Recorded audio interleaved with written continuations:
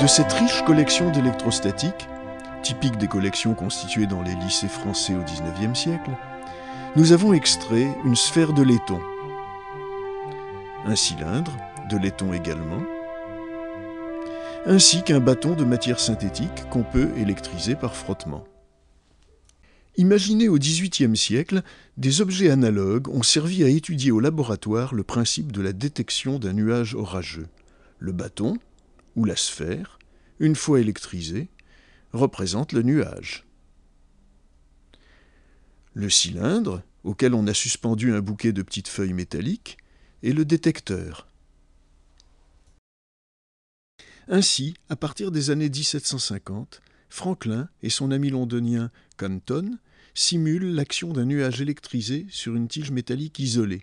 Plus tard, des expériences à plus grande échelle visent, comme ici, non plus à détecter l'électricité, mais à étudier la meilleure forme pour les paratonnerres. Approchons le bâton électrisé, simulant un nuage, du cylindre. Les feuilles divergent, le cylindre fonctionne bien en détecteur, et lorsque le nuage s'éloigne, les feuilles retombent. Avec la sphère, chargée à l'aide d'une machine électrique du XIXe siècle, l'électrisation est plus forte, et donc mieux détectée. Il n'y a pas eu de contact, donc pas de communication de charge, et c'est pourquoi les feuilles retombent. Mais comment comprendre l'écartement des feuilles au début de l'expérience, lorsqu'on approche le bâton ou la sphère?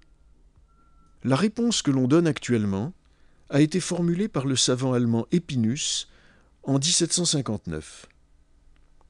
La sphère influence à distance le cylindre.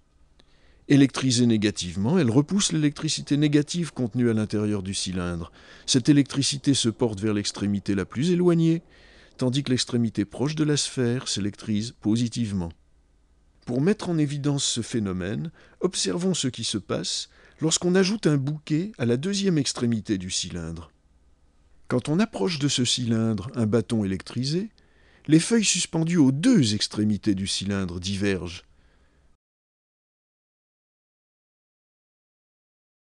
Approchons à nouveau la sphère, chargée négativement, du côté gauche du cylindre.